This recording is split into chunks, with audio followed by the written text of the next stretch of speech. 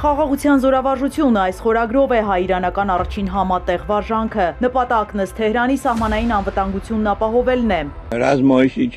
Իրանի եւ Հայաստանի սահմանային տարածքներում որևէ վտանգ չկա։ Սա արվում է մարտական ուժերի պատրաստվածությունը բարձրացնելու, ահաբեկչության դեմ պայքարելու եւ կայուն խաղաղություն պահպանելու համար։ Մեր երկրների սահմանային տարածքները ռազմավարական նշանակություն ունեն, հաշվի առնելով այն զգայուն դիրքը, որ տարածաշրջանը զբաղեցնում է։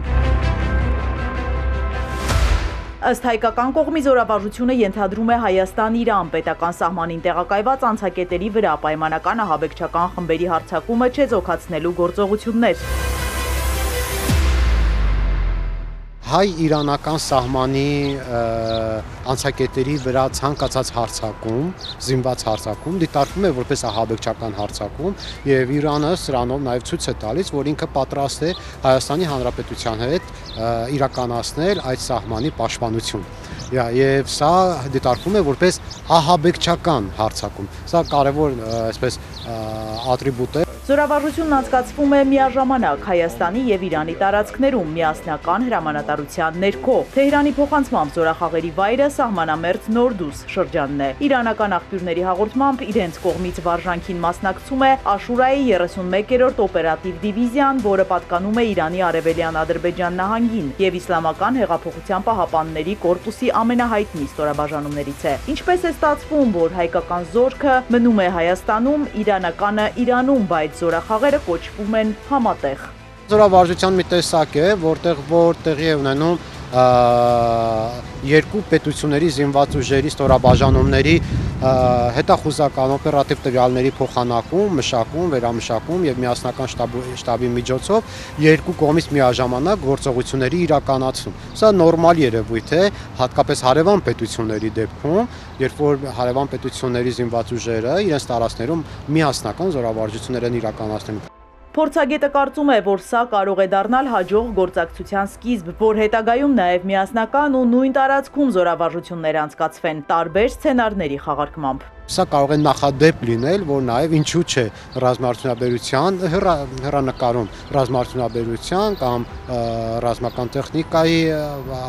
համագործակցություն տեղի ունենալ, այնպես որ սրանով բացվում է լայն, այսպես ասենք, հնարավորություններ, որից պետք է կարողանանք անպայման օգտվել։ 2024-ի աշնանն Իրանը նմանատիպ զորավարժություն է անցկացրել նաև Ադրբեջանի հետ։ Մեր դեպքում խաղարկվող սցենարը ահաբեկչական խմբավորումների հարձակումն է անցակետերի վրա, իսկ Իրան-Ադրբեջան զորավարժության դեպքում հայտարարված նպատակը զինված խմբավորումների դեմ գործողություններին հակազդելն էր։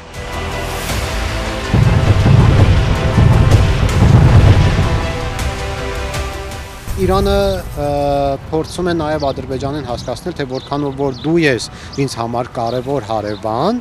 քո սահմաններով հանդերձ անվտանգ, այնքանով էլ ինձ համար Հայաստանի Հանրապետությունն է կարևոր հարևան եւ չի կարելի Հայաստանի Հանրապետության սահմաններին դիպչել, որովհետեւ նրանք ինձ համար կարմիր գծեր են։ Այս զորավարժությունն ունի բազմաթիվ ուղերձներ, քաղաքական եւ դիվանագիտական։ Ուշագրավ է, որ անցկացվում է Իրան-ԱՄՆ հանդիպման ընթառաջ։ Իրանի նկատմամբ ռազմական ագրեսիայի հայտարարությունները բազմաթիվ են։ Ինչու՞ չէ, Իրանը նաև դիտարկում է, որ հնարավոր է Ադրբեջանը օգտվի առիթից, ինքը տարածքներ տրամադրի Իսրայելին, որպեսզի հարձակումներ իրականացնի Իրանի դեմ, եւ ինքը որոշի նաև Հայաստանի Հանրապետության դեմ հարձակում իրականացնել, այդ կերպ նաև վտանգելով Իրանի այն փոքր պատուհանը, որը դեպի աշխարհ, որը որ կա Հայաստանի Հանրապետության միջոցով։ Զորավարժության անցկացման մասին հայտնի դարձավ վերջին պահին, երբ զինվորականներն արդեն կազմ պատրաստ էին դրան։ Ինչով է պայմանավորված այս գաղտնապահությունը։